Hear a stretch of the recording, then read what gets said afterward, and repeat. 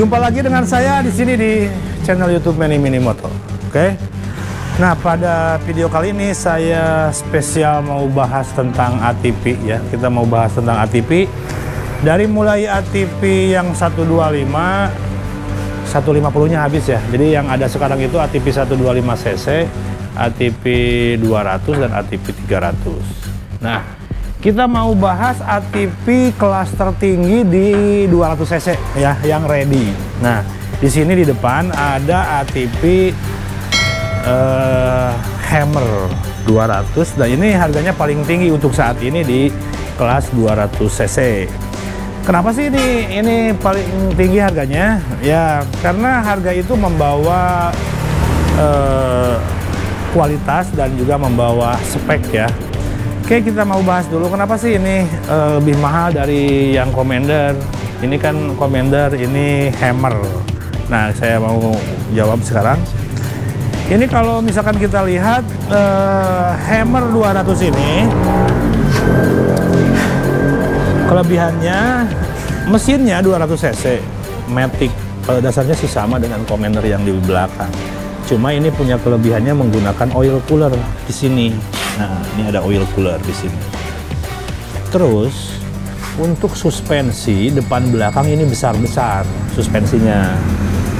Nah, untuk rangka bodi ini lebih besar juga ya, lebih besar sedikit, lebih lebar sedikit. Kalau ban sama ring 10. Terus ini menggunakan Wins juga, penggerek. Ini kekuatannya 2000 lbs kalau nggak salah. Ya, 2000 lbs. Menggunakan Wins. Jadi itu ya, tadi ada suspensi, bodi lebih besar, lebih lebar, terus ya kalau misalkan kita naik itu ke sini, ini cenderung lebih besar, seperti mau pakai motor speedboat yang di laut, yang dipakai di air tuh, ininya bodinya. Dan ini didukung juga menggunakan speedometer dashboard yang lumayan lebih elegan seperti itu. Jadi ini fitur-fitur lebih oke ya, tampilan lebih bagus. Dan ini juga lampu juga lebih menarik. Ini menggunakan lampu LED dengan list seperti ini, dan ini menggunakan juga ada strobe, semacam strobo gitu ya. Nah, semacam strobo kayak gini.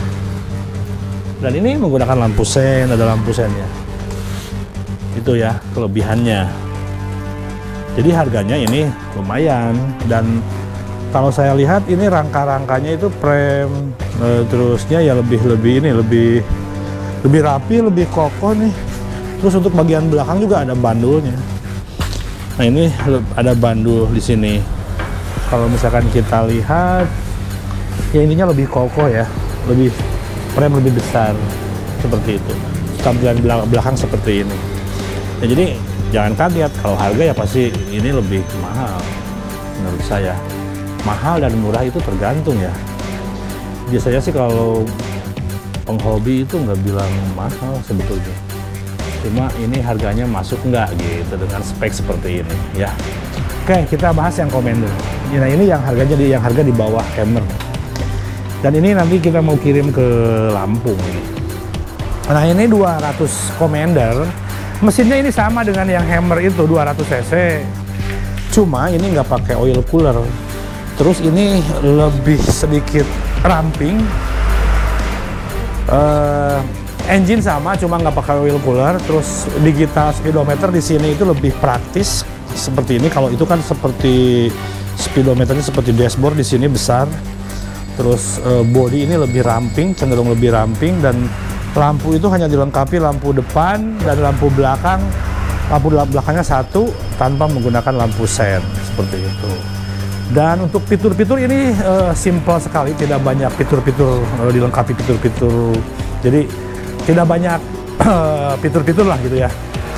Kalau untuk belakang ya ini seperti biasa, cuma nggak pakai bandul. Terus untuk depan juga nggak pakai Wins. Tapi secara kualitas ini oke juga, cuma ini fitur lebih sederhana. Dan bodi pun kalau kita lihat ini sedikit lebih kecil ya dibanding Hammer. Kalau Hammer itu lebih besar seperti itu. Gitu. Oke, kita mau lihat yang unit yang lainnya yuk. Nah, di depan di sini itu kan kita tadi udah bahas ATP 200 Hammer dan Commander. Nah, ATP 200 Hammer itu ada 3 warna. Tadi warna merah, ini warna putihnya nih. Ini varian warna putihnya dan warna birunya belum dirakit. Dan untuk Commander tadi kan warna biru, ini ada warna oranye. Jadi ada 2 lagi. Nah, oke, kita sekarang mau bahas yang ATP 300 nih. Ini harganya ini 2 kali lipat dari ATP yang Hammer ini. Kenapa sih sampai segitunya mahalnya gitu kan? Nah, saya berulang kali kalau masalah bicara mahal itu tergantung kita penghobi bukan. Kalau misalkan orang penghobi, orang suka ATP pasti tidak akan bilang mahal. Tapi kalau yang emang nggak suka off-road, nggak suka ATP ya pasti bilangnya mahal. Jadi tergantung relatif ya, mahal dan murah itu relatif lah. Kalau bisa memuaskan ya murah menurut saya. Nah, ini kita bahas kenapa sih ini lebih harganya di atas ini. Ini untuk kita bahas mesin dulu. Ini mesin 300 cc menggunakan mesin engine berdiri. Ya, engine-nya berdiri. Penggerak belakangnya ini menggunakan Happel. Ya, penggerak belakang menggunakan Happel seperti mobil nih. Jadi di sini ada Chris Happel. Terus penggerak dari Happel diteruskan ke roda itu menggunakan gardan, jadi bukan pakai rantai lagi. Itu ya. Dan untuk engine sendiri tadi engine menggunakan pendingin radiator di depan. Dan penggerak depan ini menggunakan kohol. Nah, ini kohol ya.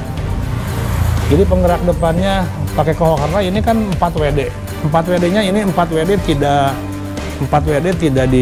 tidak bisa dibikin 2 WD. Jadi ini harus 4 WD terus. Ya, harus 4 WD terus. Dan ini dilengkapi dengan ban ring 12. Ya, ini bannya ban ring 12 pelek racing. Ya, secara harga juga dari ban juga udah beda. Ban pelek racing itu udah beda ya.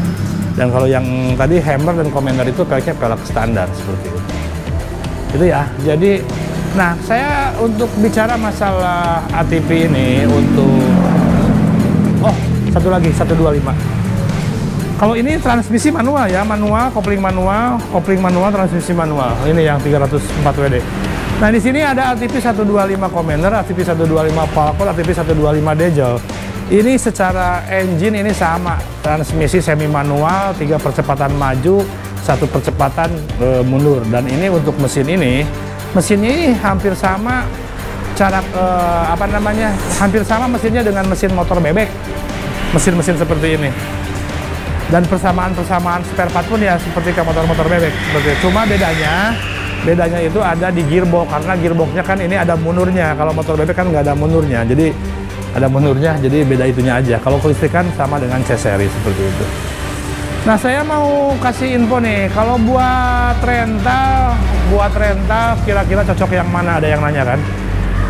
Buat disewakan, buat tempat wisata misalkan. Menurut saya kalau untuk disewakan itu enaknya itu menggunakan ATP yang matic seperti Hammer, Commander, ada Hunter ya. Kenapa sih saya sarankan untuk pakai matic? Karena kalau pakai matic, yang pakai itu, yang sewa itu kan tidak semua orang bisa menggunakan transmisi. Jadi bersih kok kalau misalkan sekarang orang nggak bisa pakai motor, nggak pakai transmisi. Kayak ini kan ada gigi 1, 2, 3. Kayak motor bebek gitu kan. Nah, kalau misalkan dipantang terus pakai gigi 1 ya otomatis kan bisa rusak ke mesin, ke kopling juga cepat rusak kalau misalkan dia belum pernah pakai motor gigi gitu. Beda dengan yang pakai matic, kalau matic ini tinggal maju mundur aja. Sekali maju, sekali mundur udah gitu. Jadi secara pemakaian untuk rental itu lebih simpel yang matic. Cuma emang matic itu adanya di 150 ke atas yang full matic CPT ya. Kalau ada pun dulu pernah keluar yang seperti ini, yang 125 matic katanya maju mundur aja. Menurut saya sih itu mesinnya nggak matic CPT, seperti mesin seperti ini sama, cuma gigi majunya menggunakan hanya 1 gigi. Biasanya menggunakan gigi 3 dan itu berpengaruh kalau ada tanjakan nanti kurang kuat, nanti koplingnya cepat habis ya. Jadi minimalnya ya yang Matic lah, 150 cc, 200 cc itu ya. Dan sebagai informasi buat para penonton yang mau merintis, yang mau memulai atau menggeluti usaha rental wisata ATV, tips dari saya sih gini, usahakan punya mekanik sendiri. Kalau misalkan bisa sendiri bisa menghandle jadi mekanik juga itu nggak masalah. Yang penting harus tahu perawatan, karena kalau misalkan sekarang kita sewakan ATV tapi perawatannya kita ke bengkel, ya otomatis kan habis buat perawatan. Karena setiap sehari dioperasionalkan untuk disewakan, itu sorenya kita harus dicek baut-baut yang kendor-kendor, dicek rantai, dikencengin kalau yang kendor-kendor, pengecekan segalanya. Terus kalau ada kerusakan sedikit-sedikit kan tidak harus ke bengkel, jadi bisa dibenerin sendiri kalau bisa. Dan harus paham mesin, karena ya kalau awam ke mesin mau buka rental ATV, jadi itu agak sedikit merepotkan. Jadi nanti kalau ada kerusakan sedikit-sedikit ke bengkel. Dan menurut saya sih kalau misalkan udah memahami mesin dan ini tidak membuat pusing juga, tidak akan pusing, karena ya yang ringan-ringan kalau misalkan servis itu semacam ada baut yang kendor atau apalah gitu yang ringan-ringan. Kalau engine sih ini selama olinya, penggantian olinya teratur, ini engine itu aman-aman aja ya. Itu ya. Jadi sekilas dari saya tips buat yang mau usaha rental ATV, usahakan kalau bisa ada bengkel pegangan atau ada bengkel pribadi untuk mengecek semua. Soalnya setiap hari sih harus dicek menurut saya kalau direntalkan, karena kan yang namanya orang rental itu dia asal gas aja kan, mau gimana yang penting dia pakai sewa gitu. Terus yang selanjutnya kalau mau rental ATV itu usahakan rentalnya itu jangan 1, 2, 3, usahakan ya minimalnya 5 unit, karena orang itu kalau misalkan mau rental ATV suka yang rame-rame biasanya. Terus usahakan mau buka rentalnya jangan di tempat yang belum tentu rame, jadi harus di tempat wisata yang rame, seperti itu. Harus tempat wisata yang udah jelas rame lah, banyak pengunjungnya, seperti itu. Oke ya, itu tips dari saya untuk tentang seputar ATV. Sampai jumpa di next video. Assalamualaikum warahmatullahi wabarakatuh.